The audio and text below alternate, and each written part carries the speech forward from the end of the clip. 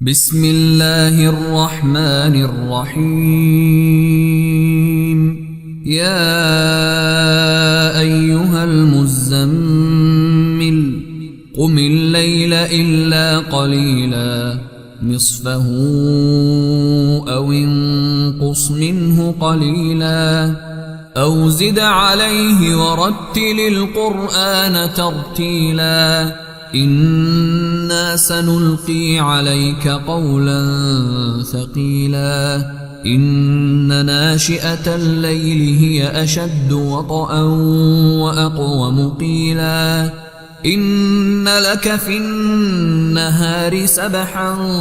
طويلا واذكر اسم ربك وتبتل إليه تبتيلا رب المشرق والمغرب لا إله إلا هو فاتخذه وكيلا واصبر على ما يقولون واهجرهم هجرا جميلا وذرني والمكذبين أولي النعمة ومهلهم قليلا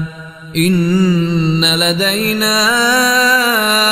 أنكالا وجحيما وطعاما ذا غصة وعذابا أليما يوم ترجف الأرض والجبال وكانت الجبال كثيبا مهيلا إنا أرسلنا إليكم رسولا شاهدا عليكم كما أرسلنا إلى فرعون رسولا فعصى فرعون الرسول فأخذناه أخذا وبيلا فكيف تتقون إن كفرتم يوما يجعل الولدان شيبا السماء منفطر به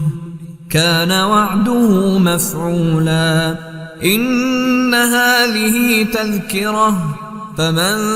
شاء اتخذ إلى ربه سبيلا إن ربك يعلم أنك تقوم أدنى من ثلثي الليل ونصفه وثلثه وطائفة من الذين معك والله يقدر الليل والنهار علم أن لن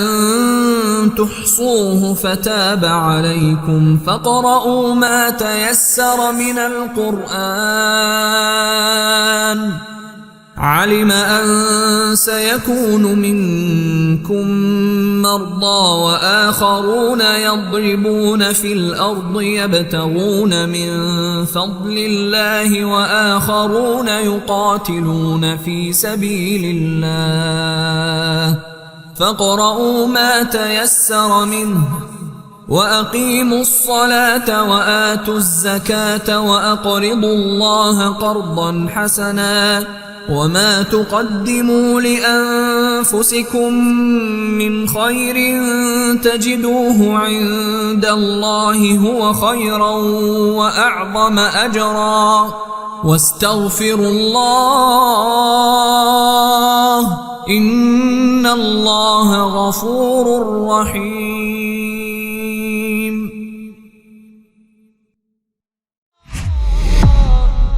मेरी बेबसी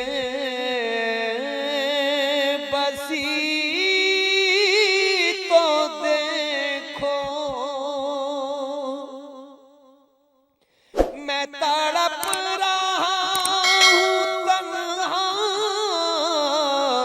मेरी बेबसी